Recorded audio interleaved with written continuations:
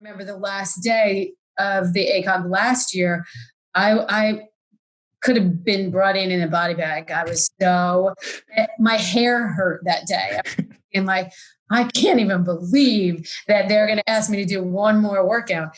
And there was so much pain on my face on that last workout. Every part of me hurt.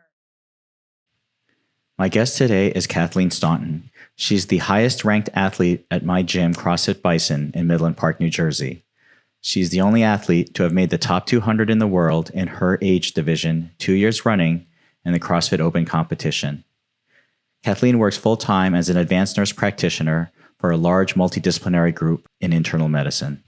I could not think of a better person to ask about work-life balance, medicine, and fitness than my friend Kathleen. Hey, Sam. Hi, Kathleen. How are you? Sorry. Good. How you doing? I'm doing well. I was throwing a sweatshirt on. I'm like, I think he thinks this is casual, right? Not cocktail attire. No, that's right. Yeah, I know. Yeah, exactly. Cool. Well, this is fun. Did you work out? I did. The home WOD and the Bison WOD were the same today. Yeah. And it's a lot of body weight stuff. And so Sue's going to do that with Sasha. And I was like, I wanted to work out in the morning. Right. Sasha's not working out before. Yeah. Early. So, so I just pulled some old WOD from last year and I did it. It had some strict pull-ups and deadlifts. And yeah. How about you? Yeah, I did the Bison WOD. I pretended I was chasing I was chasing the Y tracks. They're at one end of the street and I'm at the other. Okay. See them. I just paced myself based on where they were at the 200. So every time they were running, I knew I was on point if I was running also. Oh, okay. Yeah. So it's sort of like a partner WOD, sort of. Yeah, except they were all the way down. That's so funny. It's all right. It works. It was good. And Terry did a stretching thing this morning, which was awesome. Yes, I totally missed that. Because that was right in the middle of me working out. And I was like, well, maybe she'll record it, hopefully. So I know. I will say one thing before you get going. It is amazing, not only about the strength piece that we lose quickly, but I just want to turn this light on. Maybe that won't work. It's amazing how much flexibility that we lose. Yes. We were talking about that just even in your front rack. So it was great to have her kind of move us around. And even, I'm sure you have been sitting more than you've ever sat before. Yes. Sit. Yes. And so even I've noticed my hip flexors were just so tight. So it was good. It was really good. That's awesome. I was just, before we started, I was just trying to remember, do you remember the first time we actually met? Like, yes. No, actually. Because I do. Oh, you do? Yep. I had purchased a 10-pack, and so did Susan's sister, and you guys might have as well. And we were just sort of like dabbling in at Bison. We were in and out. And I know, so Susan's sister is a big runner, and she was, I think she was training for the marathon at that time. Yes. Or training for a half or something. Anyway, so we were dabbling and only had a 10-pack to kind of play around with. And so we would randomly run into each other. And I remember standing at the old whiteboard, all four of us together. And then we were talking about it's kind of hard. We want to know what the workouts are because we want to know, since we only have 10, we don't want to waste them. We want to see what it's about and really see if we like it. And that's when we first met. Okay. Shortly thereafter, maybe I'm incorrect that maybe you guys didn't have a 10-pack, but I know that your sister-in-law did. Because I did. And then after, I might have gotten through half of that. And I said, forget it. I'm just going to join. I really like this. And I remember Taff like jumping up and down that I didn't have to cherry pick anymore. This is great. And then in true Taff fashion, he was like, I can't wait till you put on 30 pounds of muscle. That's so Tafaro. That's so funny. Yeah. So I want to say we weren't like, the first OGs, but it was pretty, they were pretty new. Yeah. That was like 4 or 5 years. Yeah. Yeah. Okay. Got it. All right, cool. All right, well, let's just get started then. So I'll probably intro you separate. So want to thank you for joining me on the podcast. I really appreciate you being the very first person. You were the very first person I thought of when I said, I need to find someone interesting who can share a lot with us. So I know, let's talk about work a little bit, because I know that's the biggest thing in everybody's lives usually, or at least some of the most time that we spend. So you work as an advanced nurse practitioner for a multidisciplinary group in internal medicine. Right. So why did you join, or why did you end up doing what you do? Like, what was it that motivated you to do that? So I was initially out of college. I was a staff nurse. I worked at Memorial Sloan Kettering forever. I thought I'd be there forever. And then I became a nurse practitioner, was still working there, and 9/11 happened. And essentially my husband just said, you really need to come to this side of the bridge. And I had a family friend who had been asking me for years. She's an internist, and she was asking me for years, you really should think about coming to work with us. We have a great practice. And at that point it was a women's health group. So we had obstetrics and women's health and internal medicine.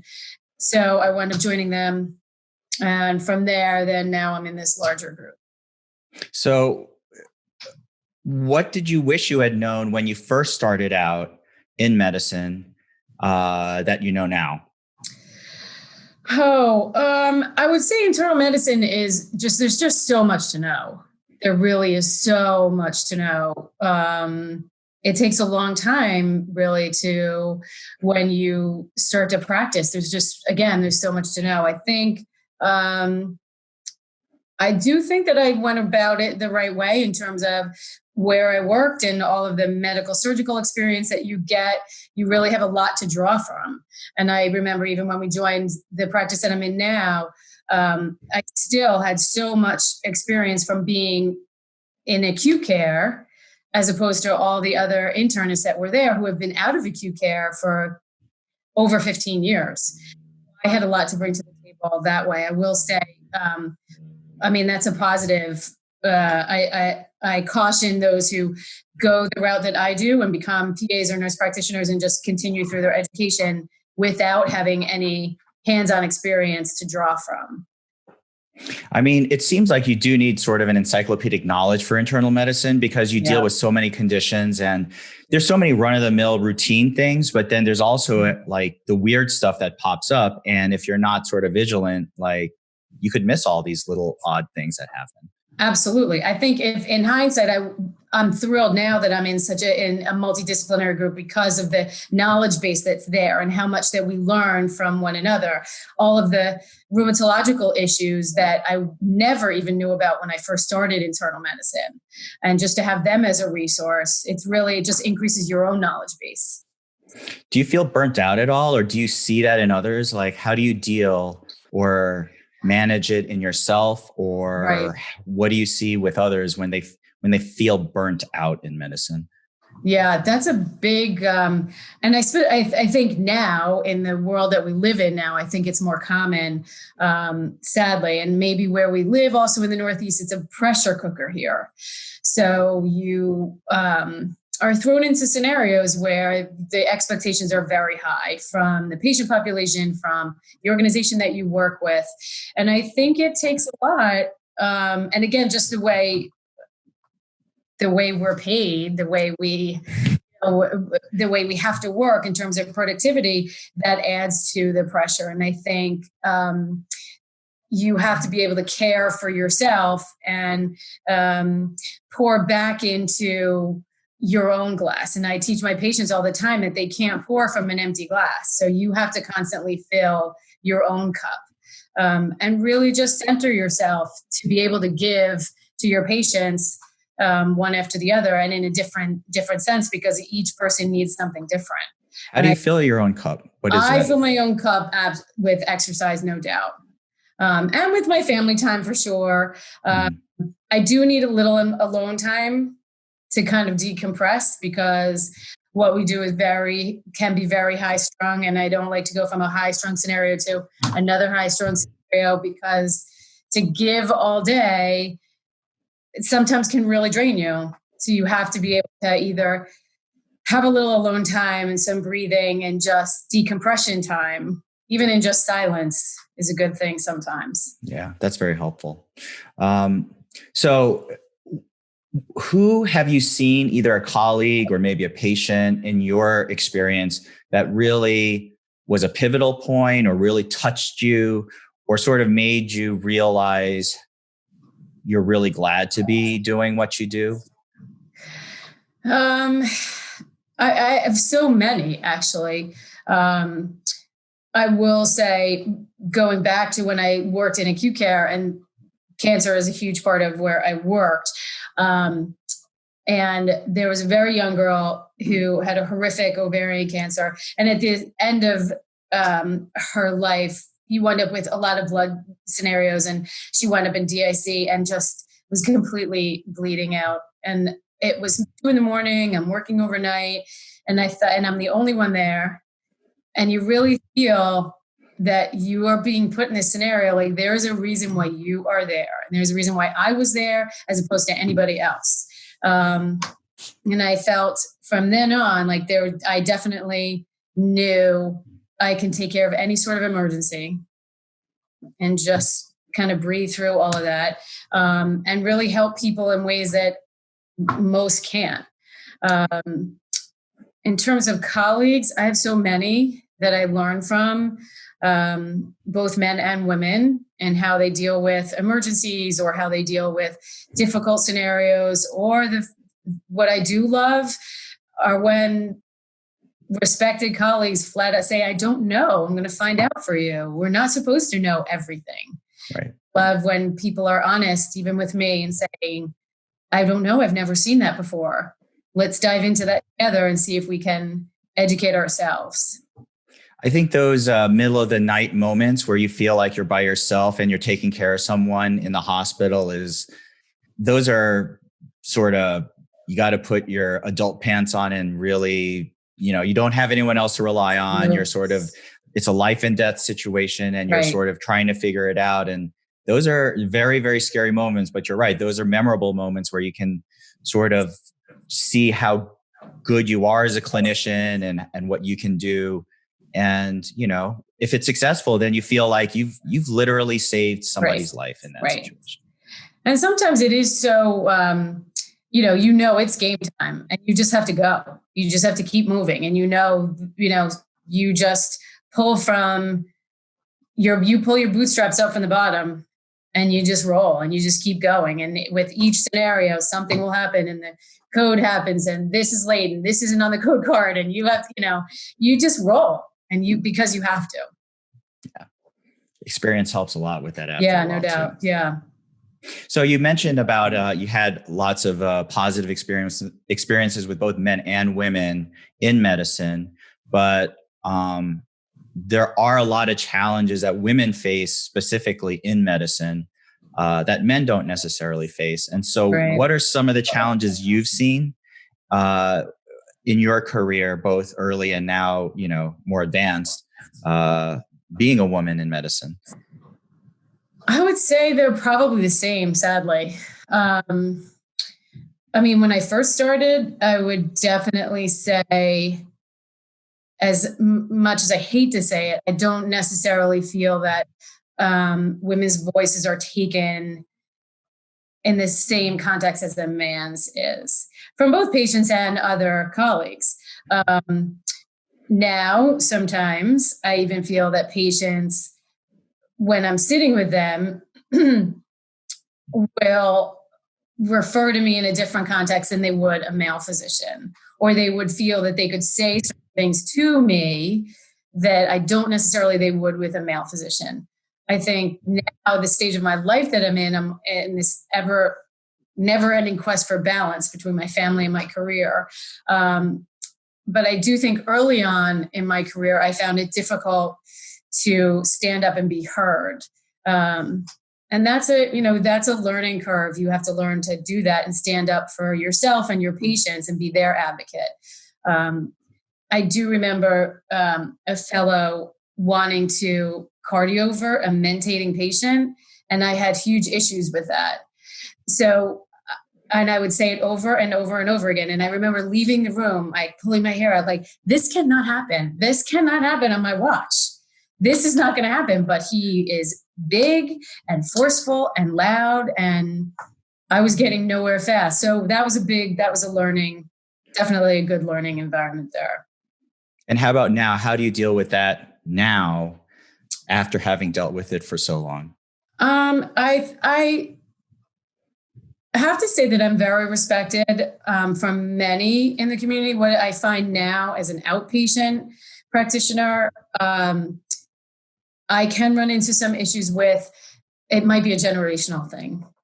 So maybe sometimes physicians that are much older who never had to work with a nurse practitioner in the hospital don't view me the same as they would a physician, a male physician even, or a female physician. But I think sometimes it's a generational issue. So I would like to say that it gets better, but not always. And that's like everything in life, though. You know, I think when I've worked with you at the gym, like when we've done training, I've noticed you get your point across, at least when I've seen it, by being pretty persistent. So like when we've done training and you're like, we could sort of, like there was one day you presented a WOD and you're like, we should, let's, it was on a weekend, we were doing a prep and you're like, let's try this WOD. And I was like, I looked at it, I was like, oh, this looks horrible. Can we okay, we'll do it. But maybe can we break up the reps so that we're doing some of this movement, this movement, this movement. And you're like, yeah, if you want, we could do that. But then you came back around about a minute or two after that. And you're like, when they did it for their AGOQ training, they just kind of went straight through and they didn't split the reps. Like, do you want to just do it that way? And then I was like, okay, this is what Kathleen really wants. She's not going to be a jerk about it. but the fact that, I could tell this is what you really wanted to do. And I said, okay, I understand that. And so you have a way of saying it without like being a bully or being like obnoxious. It could just be, but that comes with like being the oldest child, I think. But I mean, even with my patients, I'll say the same thing. This is my recommendation. I'll listen to you, but this is my recommendation. And I think I can acquiesce with a lot of things. I can roll, but in terms of how we work out, I think, and in anything in life, if you prepare, the better you're prepared, the better off. So true. Yeah. So what do you see now that bothers you the most in medicine, or that you think needs to be addressed in medicine that you see? Oh boy.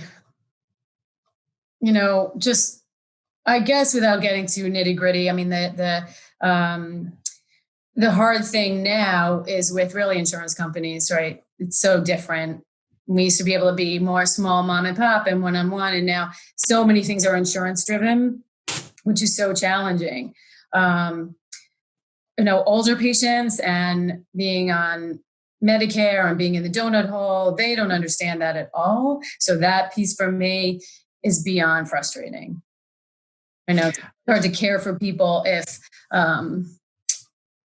it's just too insurance driven. You can't really, and the day that I really start to do that is the day that I should probably walk out the door. So I do kind of bend the rules a little bit, and because you have to, they don't know, you're put there to help them, and that piece is just challenging for me. I can't just let them try and figure it out themselves.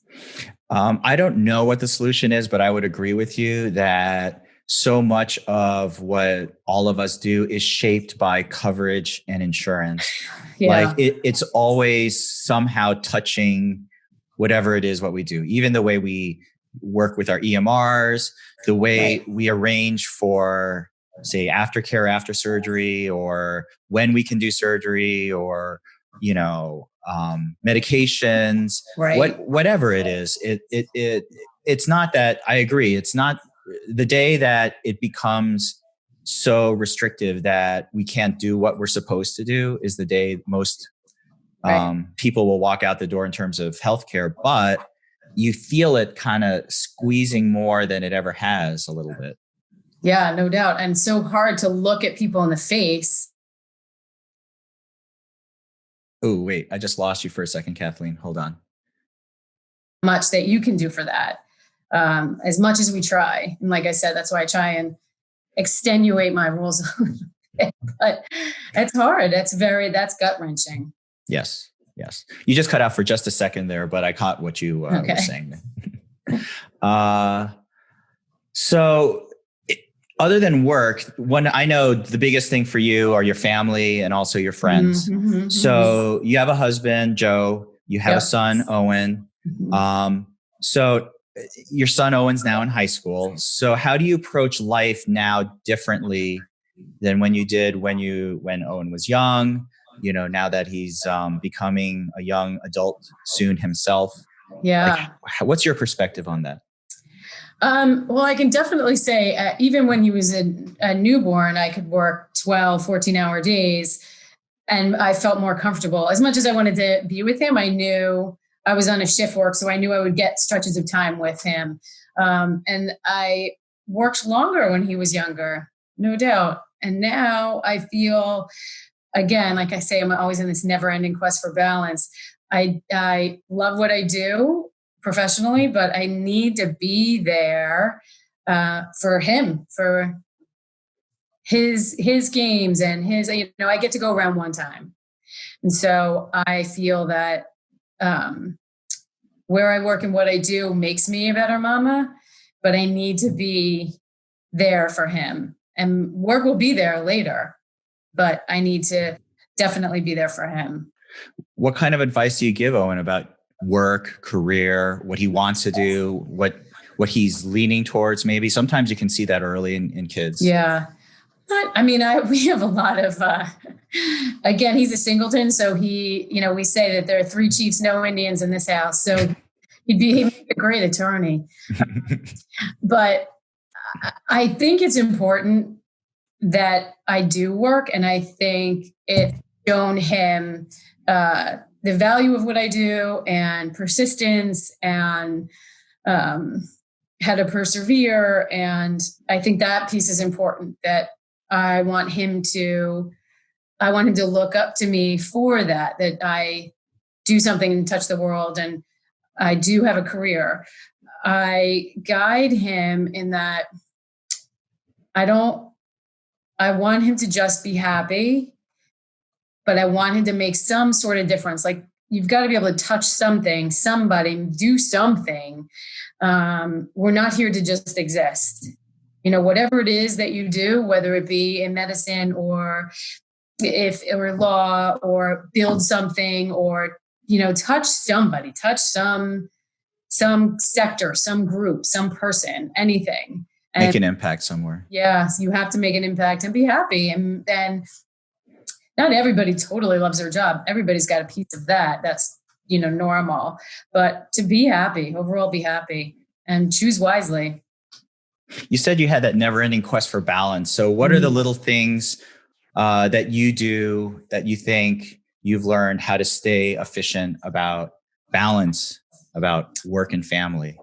Right. I set some time limits for myself. Definitely when I'm, charting at home, I only give myself so much time. Even on vacation, my husband would give me, if we would leave for 2 weeks and go to the beach, for example, he would give me 2 days and say, you have 2 days, you can check in, tidy up where you are. And then the rest of that time is for us.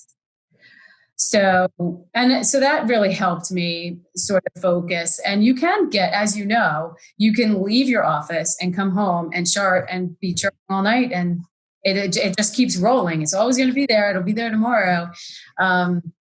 So I give myself time limits.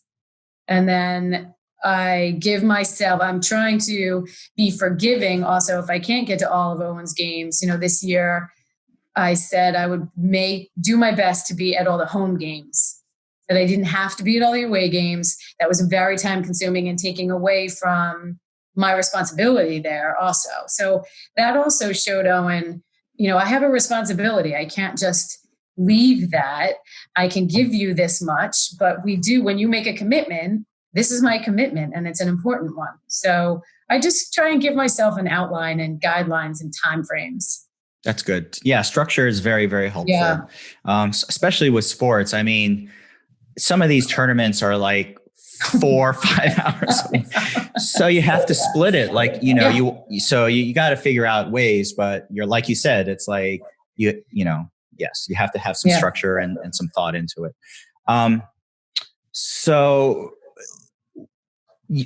I know that your friends are very important to you. They're very supportive. I know you support your friends a great deal. And I've seen that during the pandemic, you running by everyone's houses or them running by or even if you're wadding, like you said, down the street. Like, what do you appreciate most about your friends, and what is it that you think is important for you to do for your friends?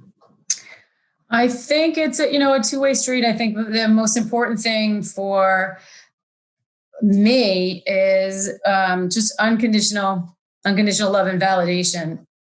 Everybody's going to have their moment, and it's important for me to have that validation when I can't be there, or I can't even be there for them, or I'm stuck at work, or I can't be involved in this. And I guess to have friends who validate what I do and how I do it. And I will say my dearest friend in the world, she knows that I need my time. I need my time to go exercise, go do what I need to do. My funny or favorite memory of her, we would drive to the beach and I would arrive like I had worked and we drove, 2 hours in traffic, and we get down there and she's cooking up dinner, and she said, you just need to go run on the boardwalk and then you come back as my best friend.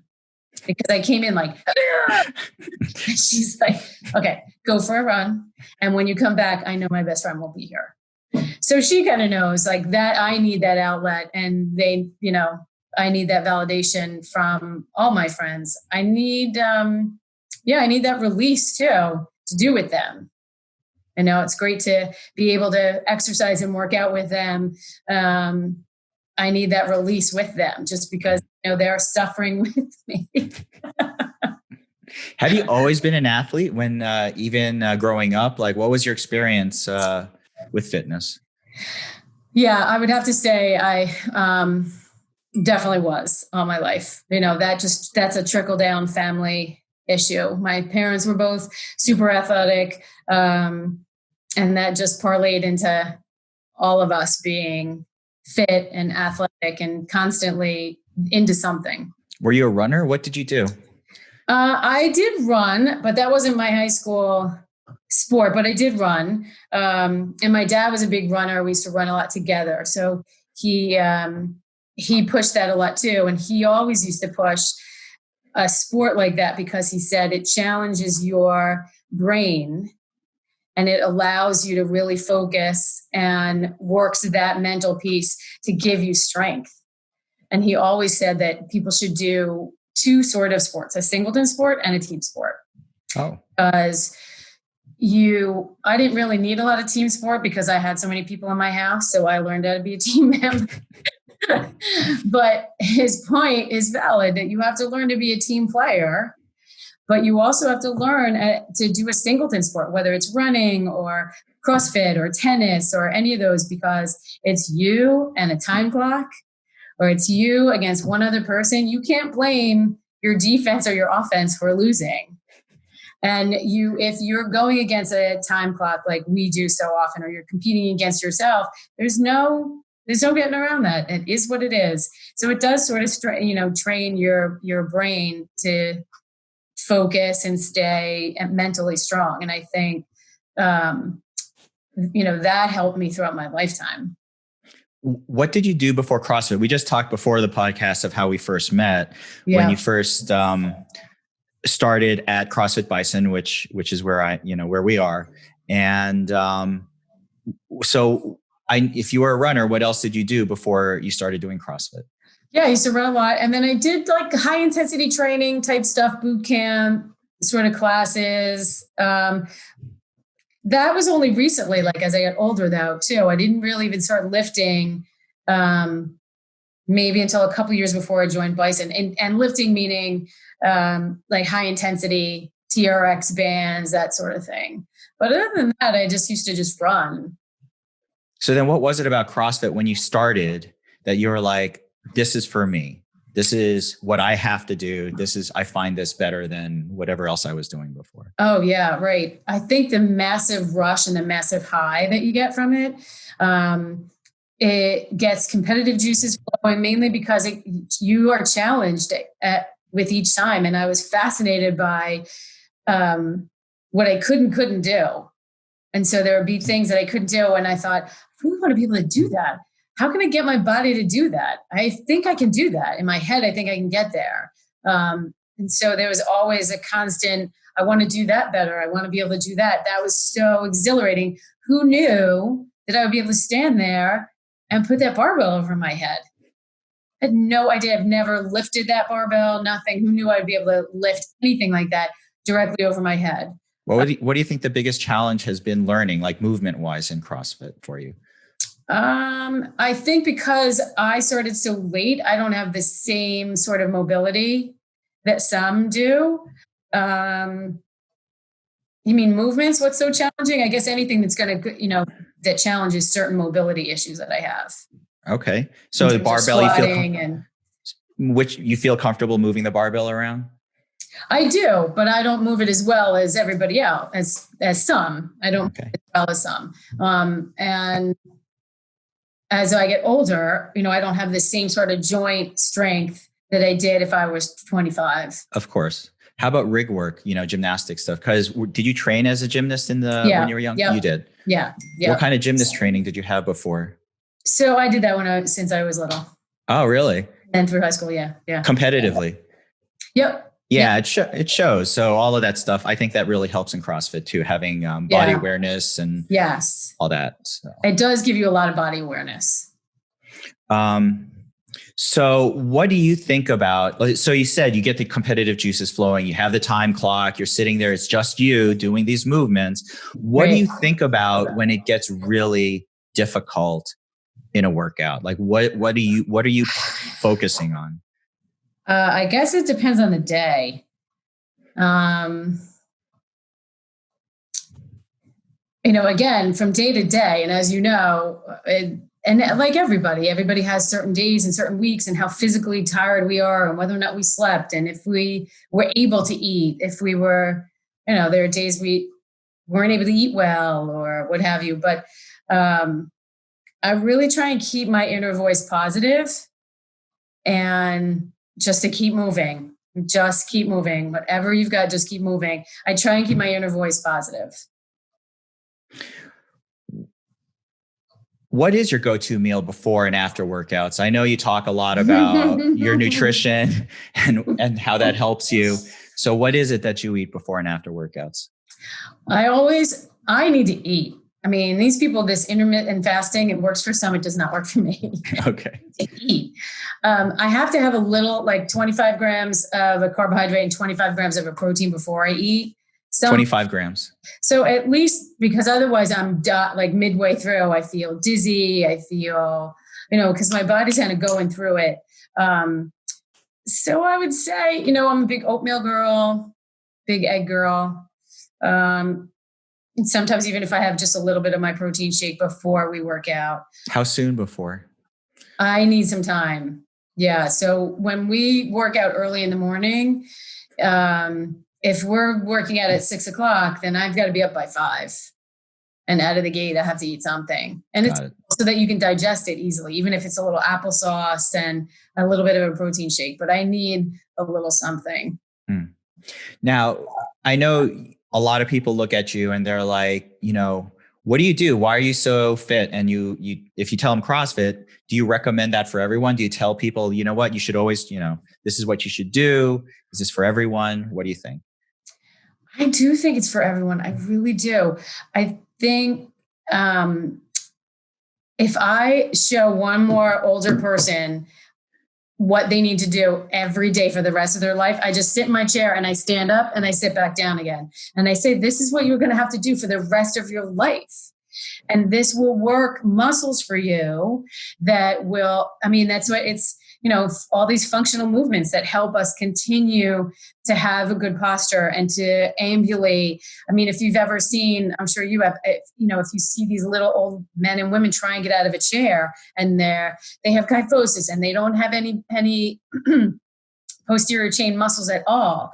And then they try and get out of the chair and they're limping away. And I mean, we're all going to age to some degree, but I'd like to do it a little more gracefully. And that's challenging if you have let yourself go or just sit and you're sedentary, or even if you're not even that old, like people who are sedentary, it really will help you move throughout your lifespan and enjoy what you do daily. I think it's more beneficial for us to just move around. Are people receptive to that message when you talk to them?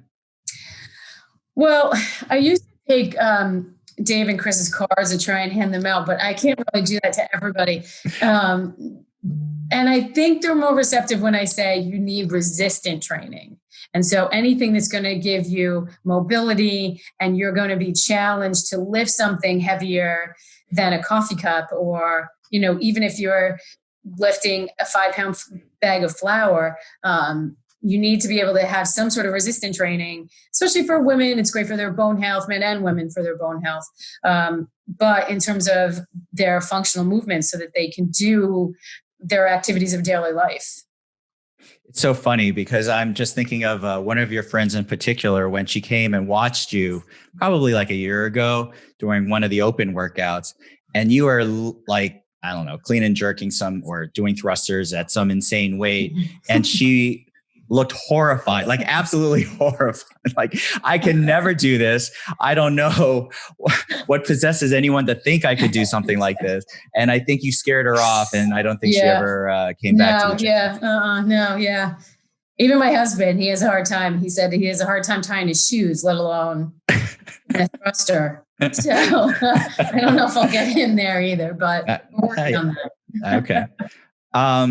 So now as a master's athlete, what do you realize is so important for you to do that, say, someone at age 25 doesn't have to do or can do differently? Like, what is it that you think is super important at your age to do as an athlete? Well, we talked about schedules for so many things, and I think it is just being scheduled. We need to sleep well. We need to hydrate well, much more than I ever did when I was 25 or 30. And I need to eat well. And at specific times, it's hard. And our careers are busy. And there could be times where you're not getting to eat anything. And that's not going to bode well for me if I miss dinner and then try and work out the next morning. It doesn't work for me. Right. I think ultimately rest, sleep, and definitely the rest Ds, because you just can't get up and go. Stretching is really important. I don't recover the same way that I used to recover, or I used to be able to leave my apartment in Manhattan and then just go run that 6-mile loop and then come back and flop on the couch and watch football and feel fine. That doesn't happen. So how many hours of sleep do you get now regularly? That's a challenge. I'm not a good sleeper.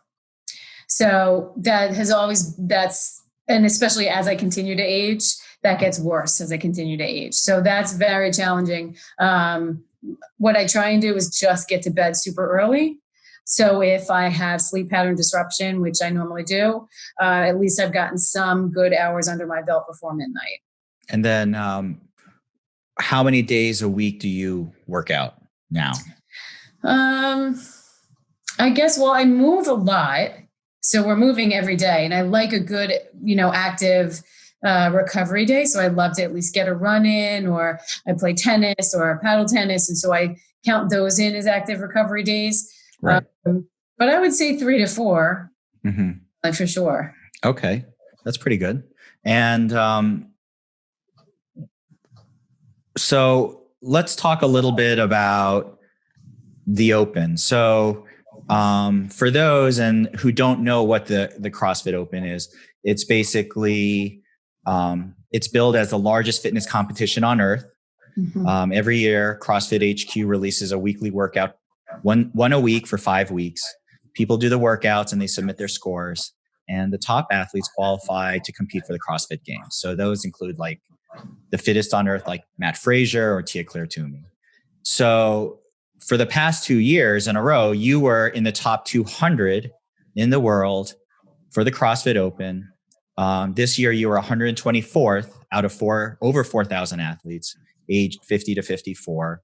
And you were actually 85th top athlete in your age group for the USA.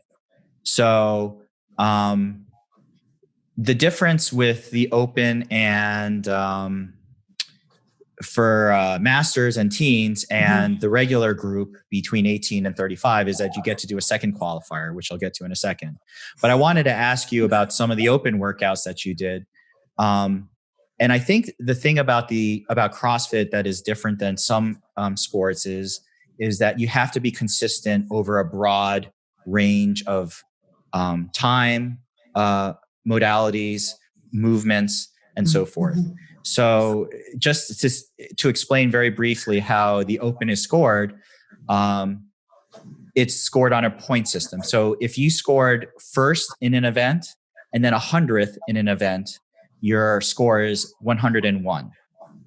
If you scored 50th in the first event and 50th in the second event place, then your score would be 100. And you would actually beat the person that scored first place in an event and 100 in the second event. So being consistent is way more important than leaning into your strengths for CrossFit.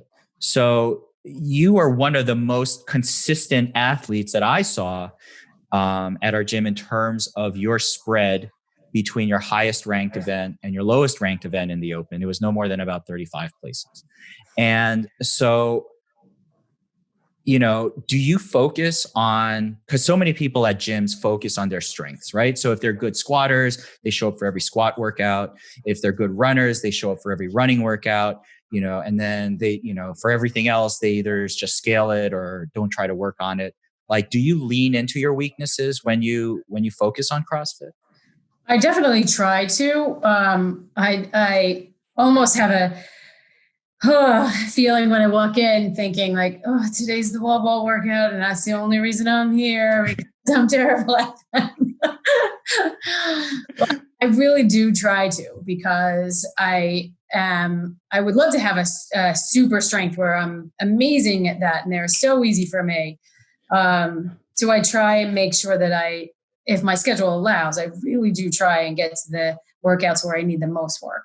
What do you think they are? Other than wall balls, what else do you feel like you need more work? Thrusters, ring muscle ups, thrusters, anything with my posterior chain. I don't, it's just, has always been a challenge for me. I forgot to ask you, what has been your worst injury that you've had since you've been CrossFitting, and how did you recover from that? I get tweaks here and there all the time. Don't we all? I did have a shoulder issue, I think over a year ago. And I was probably off the rig for maybe 5 months. Do you remember how you got that shoulder injury? I think it was just over time. And it was probably a tendinosis that just, it wound up, I know it was impinging on my bicep tendon. I had horrible pain all through my bicep. I couldn't even raise my arm. I was off that rig for a long time. And I remember how happy I was when I finally could actually do a strict pull-up, let alone any sort of kipping involvement. I did a lot of active release therapy on it, but it was a long time coming. And we're not symmetrical beings. Everyone's going to have an issue. Even my, mobility in my left shoulder isn't as good. And even now we all I hold everything a little more narrow than the average person because I don't have I don't have great mobility. That was a long time for that. How long would you say? Yeah. I would say it probably was half a year. Wow. Off the rig for about 5 months. I couldn't do toes to bar. I was just doing leg lifts. That was a long time coming because I was in severe pain. How frustrating was that to deal with that? It's awful because what happens with CrossFit is that you love all of it and you want to be a part of all of it and you sort of get down on yourself, but when you're really sidelined. But as you slowly come back and you realize, well, I can do this and I can modify doing this. I remember I couldn't do wall balls because I couldn't throw it directly over my head. So I had to do squat cleans with the wall ball. And I kept thinking, this is actually great. This is like, really, my legs are getting so much stronger from this. So I'm happy to do this. It's almost harder than doing the wall ball, but I'm happy that I can do this. So I remember talking myself off the ledge a lot in terms of you're getting better at this. Even if you do this piece, you're getting better at this. I think that's great advice. I think that attitude, probably more than anything else physically, helps rehab or recovery. It's that attitude of, patience, working around it, staying positive. That's tough, but that's tough when, like you said, you have some severe injuries, but that's a good lesson to learn. So let's talk about last year's Open a little bit, just because a lot of CrossFitters went through it. It was a pretty horrible, some of them were very challenging. Let me rephrase. Some of them were very challenging workouts. So your, let's see, for 2020 in the Open, your best event was 20.1, the first one. It was 10 rounds for time of 8 ground to overheads at 65 pounds, 10 bar facing burpees, time cap 15 minutes. You were in 151st place in the world. You got 9 rounds plus 8 ground to overhead. So you were just short 10 burpees. What did you think of that workout when you were doing it? When I saw it, when it first came out and I saw it, I thought, that's really not going to be so bad. I know.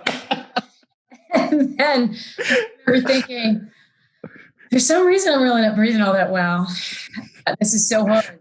And I think workouts like that also teach you patience. I had to realize I have got to slow myself down and keep my heart rate down so that I'll be able to finish. It was great. It's always a challenge. Anything like that really pushes your body to the limit and you're in so much pain. I find that's a great, I love that piece. It's always so mentally and physically challenging. I didn't think it was all that hard on paper. And then when I started it, I stand corrected. Yeah, you had to go pretty dark on that one, I think, to get through no that. doubt. Yeah. So then the other 2 events I wanted to talk to you about were ones where you were able to get 1 rep at probably something that was extremely challenging. The one was 20.4. So it was basically 30 box jumps at 20 inches, 15 clean and jerks at 65 pounds, 30 more box jumps, 15 clean and jerks at 85 pounds, 30 box jumps, 10 clean and jerks at 115, 30 pistols or single leg squats, and then 10 clean and jerks at 145. And then it kept going, 5 clean and jerks at 175, 5 clean and jerks at 205. So you got through all the box jumps, you got through the clean and jerks up to 115 pounds, you did 30 pistols, and then you got 1 clean and jerk at 145 pounds, which we talked before the podcast. I can tell people your body weight because it's actually publicly listed on the CrossFit Open. Yeah. Because of the AGOQ. And your body weight's at 119 pounds and you were able to clean and jerk 145 pounds. Is that your PR? Oh, no doubt. Yes. Yeah. So how were you able to do that? That's the thing that you love about CrossFit and you love in that competitive environment. I think I was so pumped from the pistols. I don't do them frequently. And it's that, look what my body is able to do. Look what I'm able to accomplish from all of the preparation that I've done throughout a year and what my body can actually go through. So I was pretty pumped about that. And then, listen, I knew it was a heavy weight and you just have to focus and try and not listen to anything else except maybe your coach's voice in your ear and just get angry and get there. And sometimes you just have to do it. And you do the best you can with whatever God-given talents you have. I just really, really wanted at least one of those. No doubt. And you got it. So the same thing happened for 20.5. So that was the 40 muscle, you can partition it in A1, 40 ring muscle ups, 80 cal row, 120 wall balls, time cap 20 minutes. And you got through the 80 cal row, the 120 wall balls, and then you got one ring muscle up. Which in this workout, again, talk about being balanced, getting that one muscle up jumped you at least 30 places in the open, if not more, based on your time cap or tie break score. So getting that one basically pushed you up or guaranteed you to be in the top 200. So how did you feel going through the 80 cal row and the 120 wall balls? How did you partition that, by the way, before you got to the ring muscle ups? I started on the ring muscle ups. Oh, you did? Yep. I was going to give myself, I was giving myself a minute, and I was just going to figure out what I could do, and then just get back on the rower for a while, do the wall balls, and then go back at a later time. So, they are my arch nemesis for sure. It is definitely a goal of mine to, try and make your body do something that, learn something new. We always should be learning something new, whether it's physical, mental, whatever. It's just a goal of mine to continue to work on that. And that was, that weighed on my mind. I will say with something like that, and I take my gymnastics training. This is what I did as a kid. Even as a kid, I remember being 10 years old. You have to look at yourself doing it mentally over and over and over again. And if you see yourself in your mind doing it, you have to be able to see yourself in your mind doing it. And then inevitably, then you have to then just say, now physically, I can put myself through this. So that's definitely a skill, though, that is so incredibly challenging for some, not for present company excluded. No, for all of us. But for me, it was so challenging. So I wanted to give myself just a little bit of a time so that I knew I wasn't going to stand there and beat myself up for the entire time. Do it, see what you can get out of it, and then move on.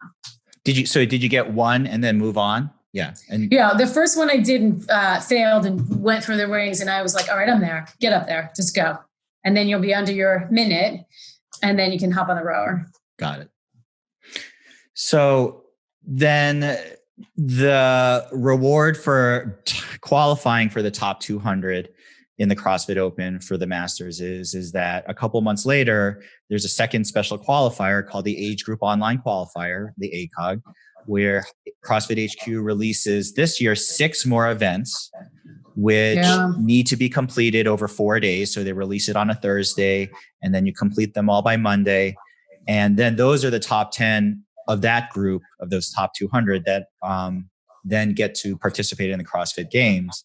And I remember, so this was your second year that you've done this. Mm-hmm. And I remember you were so zeroed in about prepping this year for the AGOQ. And so what were your feelings about that? You really, really wanted to make sure you were sort of ready for the AGOQ. Right, because we had no idea what to expect the year before. We had never done it before, so I didn't really know what to expect. And I felt this year going into it, I felt stronger on a certain level. And I really wanted to push myself. You really have to be able to do in a very short period of time, really stress your body like it's never been stressed before. And so I wanted it to be aware of that stress and learn how to recover moving forward. So that I remember the last day of the AGOQ last year, I could have been brought in a body bag. My hair hurt that day. And I can't even believe that they're going to ask me to do one more workout. And there was so much pain on my face on that last workout. Every part of me hurt. And I didn't want to go into it this year being so miserable, thinking if my body was a little bit more recovered, I'd be okay. You're supposed to be fatigued and supposed to be very stressed. But I really wanted to train my body to feel that way. So I knew how to kind of approach each workout as it came. That's so true. It's about not the actual event. It's about the prep for the event. So that's where all the hard work comes in. If you have to do if it has to be so hard on the event day, then, the prep work wasn't really sort of where it should have been. And the prep work came in terms of, because we did it together, the prep work was so mental also. Yes. Even knowing what we were preparing for, and even all of the practice workouts, so incredibly mental and emotionally involved. Like, you're really vested. You really had to prepare yourself on how you were eating and how you were sleeping, and worried about the workouts that we were gearing up and trying and practicing. There were a couple of tears even prepping. There were some that were so hard and so heavy. We would look at each other like, this is insane. This is the hardest thing. And whose idea was this? It's so true how challenging some of them were. And even with some of the audibles Dave called in the middle of the prep stuff, that it was, I haven't really done a lot of competitive fitness training, but that was probably some of the best fitness training, prep training, which means it was some of the most challenging and difficult. Hardest, yeah. So for sure. So then when we got to the AGOQ, you absolutely crushed, 20.4, which you scored 58th place in the world in, which was the 3 rounds for time, 9 bar muscle ups, 18 toes to bar, time cap 12 minutes. You finished in 11:13. You ripped through that faster than, short of some of our younger, like, crazy athletes. Like, you blew by, everyone in that workout. So, like, what was that for you? And this is for you, who just told me 6 months prior you couldn't do a wall ball. Yeah. Or a year before that. Yeah, it was fun. In hindsight, I wish I had done a little bit better. I remember ripping at the end of that. And talk about people who just do anything in the world for you. Our coach was like taking his shirt off, like giving me his shirt to wipe my bloody hands on. Was that Dave? Dave Cybers? Yeah. He's like, just take my shirt. It was hard. The first 2 rounds, I remember you and I were both having fun. And then the 3rd round came, and your body, they really know what to do in terms of stressing your body and how much the human body can take over time. Because in that 3rd round, everything just completely starts to fall apart. I watched that workout of us, and I love watching the first round because we both look great. And then by the 3rd round, I'm sitting there failing, watching you failing the bar muscle ups, and you're still going. And I was like, all right, all right, let me turn this one off now. Let me just rewatch the first round of this one. Yeah, that one was fun. And knowing that it was short, that too was always mentally, you're in pain, but it's going to end soon. Yeah. Forever. That's one that I know that's a wake up one for me, that I need to, if I don't do better on something like that next year, I'd be very upset, because that showed me where that showed me up pretty bad. But that was great. I was so impressed watching that. The other one, which was a real sort of dig in, and I know you were worried about it. It was on your mind a great deal beforehand, was the last one, 20.5, right. 106th place. That was that was awesome. It was 2 rounds for time, 10 deadlifts at 225 pounds, 20 deficit handstand push-ups at a 3-inch deficit, 30 front squats at 65 pounds, time cap 20 minutes. You got through 1 full round and then 3 additional deadlifts at 225. And I remember looking over at you doing these deadlifts, and everyone's cheering. I have never seen so much grit in somebody's face pulling on those deadlifts. So there were tears. I just it was probably the hardest thing I've ever done. It really was so challenging. But again, it had some fun things in it too. Like, I've never done a deficit handstand push-up. So I was excited to even try that. That was the first time we even tried that. Yeah. It was just, it just really pushes your body. And that's, again, going back to why we love it so much. It pushes you to do things that you never thought you could do. And you give it your best shot. You do what you think you can. But I think that we are coached so well, and not that we've ever had to do a deadlift that heavy, but you're coached so well in terms of the movement and how to actually approach a movement like that, that if you utilize the correct way that you're supposed to, your body's probably stronger. I think we're all stronger than we actually think we are. But I was really worried. That was a pretty insane number. Well, and I think it shows to the, for me. Right. No, absolutely. For anybody. Especially at 119 pounds body weight. But I would say, I think for me, the worry had always been, if I do that many deadlifts at that weight, what am I going to destroy myself?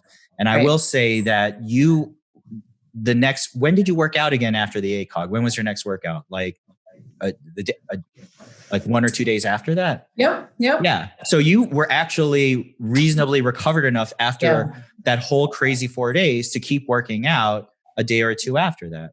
Right. But I think that speaks to the coaching that we had in the prep leading up to it, that our bodies had learned already that on how to recover and what we were doing for ourselves in terms of supplements and recovering and eating well. And that's the reason. I think if we had gone into that blind, we might still be on our backs from those. Yeah, no doubt, for sure. Absolutely. I know that for sure. Yeah. And then there's always a little frustration for everything. So like the 1 rep max clean and jerk, which, you hit 131 pounds, which was still good enough for 119th place. And then I remember after that, you're like, we got to redo this sometime. We got to redo it. And we're trying to figure out when, with all the other events we have to do. Right. And then finally after 20.5, and we did those deadlifts and we're just like, we didn't even talk about redoing it. We were okay where we were. But how did you feel about that? You had hit 145 at some point in the past. Yeah. I mean, in the open. In hindsight, so everybody works out differently and everybody moves differently and warms up differently. And I think if we had a little more time and I think I would have reversed the day for me. Now, not everybody, it doesn't work that way for everybody. Some people need to do certain things to be warm. I think if I had done that first, that would have been a higher number. And it wouldn't have stressed me as much. We did some really heavy thrusters prior to that. Right. Minutes prior to that. And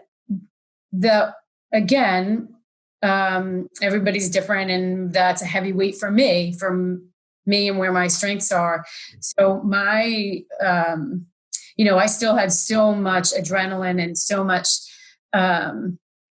my muscles just didn't have enough juice and didn't have enough glucose in the cell anymore. I don't think. I just really had nothing after I had really stressed it to such a degree. So, I mean, I did the best I could. I really, and that's what the whole thing is about. You have to, under stress like that, you need to be able to do the best you could. And again, leading back to our coaching, we were there. And as long as I did the movement correctly, I was still able to do that number, which is still, it's a good number for me. It's pretty amazing. It's a good number. But in terms of, I didn't get hurt. My point is, it's not, right. You're doing this. This isn't a joke. You have to be able to do this correctly. And it's not, a bro session where you're just kind of throwing something around willy-nilly. Like, you have to be able to engage certain muscles and utilize this correctly to be safe. And we need to be able to work outside of this. We need to be able to walk and stand for our career. So, we have to be able to follow our coach's advice and say, like, this is exactly how we have to do this in order to be safe and to continue to get better and to continue to be healthy. No doubt. My thoughts exactly. You cannot just grip it and rip it. And these movements, like you said, are honed over time, because little inconsistencies eventually will result in problems. And if you do move cleanly, you can push things and still be safe. And I think that's one of the big takeaways I saw watching you, push to the limit or watching anyone sort of push to the limit is the safety aspect of it for sure. So now that this is all done, what is your goal coming up for next year? Personal, professional, fitness? Yeah. I have a lot of personal and I have a lot of professional goals in terms of where I want to be in my career, which is great. I still want to continue to do what I'm doing and help other people. And I have a lot of ideas moving forward. Personal goals, in terms of CrossFit, you mean? Sure. Definitely need to work on that, progress in different domain issue. I'm on that same speed kind of person, which is really what I need to work on. Any sort of sprint is not my strength, and I need to work on that. That definitely has to get better for me. I can do, I'm your typical people laugh. I can run probably 10 miles in the same amount of time that I run the 800. So I'm just a go kind of, just get there and go. I'm not a great sprinter, and I'd like to be a great sprinter. Right. CrossFit. And I think the longevity, the health benefit of that will help me also. Yes. Learning how to gear your body for sprints. That I have the same sort of issue. I have one pace for everything. And I never get warmed up well enough to really sprint well. But you're right. I think there are some huge benefits to being able to sprint health-wise, like you said. Right. Rapid stress, rapid, sort of performance. And I think that's a very good goal. So how do you plan on sort of achieving those goals? So I think moving forward, I'm going to have to speak to all my coaches also. I think I need to be pushed in that area. I can do a 20-minute WOD, no problem. And that wouldn't bother me at all. They don't bother me, but the 3-minute WOD are the most painful for me. And I need to be pushed through that pain. I need to be told to get in that pain, because it's hard to say that you're going to put yourself in that scenario. You really have to be in the right mindset. And it's hard to do that with every time. So I need to be pushed there. And I'm going to be forgiving of myself, because I am getting older, and it isn't an excuse, but my body doesn't respond the same way. Even my cardiovascular status is not the same as it was when I was 25. It's really not. There's nothing I can do about that. I'm still maintaining my health. I'm still doing the best I can. So I'm just going to try and increase my VO2 and, do things that push that and work that. You've jumped up every year in the AGOQ. Next year, you're on track to be somewhere in the top 90 or so. I don't know. We'll see, but because I keep getting older, so you keep getting younger people getting in, just getting older. Well, that is true. So, Kathleen, thank you so much for talking Sam, with me. Great. I learned so much listening and sort of hearing your experiences. A lot of stuff that we've worked out together for, weeks, every weekend for, several months. And I'm still listening to what you say. It really, a lot of it resonates, and sort of, especially since I've seen you push yourself. I see exactly how your mindset that you talk about now translates into your performance, which is amazing. Is there anything else that I should have asked that I didn't ask so far? No, other than letting everybody know that how amazing that you were. It was great to, trust me, it was awesome to see you push. I've never probably had a training partner that was so upbeat, that was positive, that, regardless of, whether you're crushing it or not crushing it, like you just kept pushing for everything. And you were like laser focused. Like I never saw you deviate ever from whatever it is that you had your mindset on, which as someone who's working out next to you training, it's like that helped me say, well, man, I got to get my game on too. So do what you love and love what you do, right? Yes, exactly. Yeah. So thank you again, Kathleen, and Thank you, Sam. Look forward to seeing you back in the gym, hopefully soon. Yes. Yeah. No doubt. And have everyone you and your family please stay safe. Yes. And to you. All right. Thank you so much, Kathleen. Thanks, Sam. All right. Take care.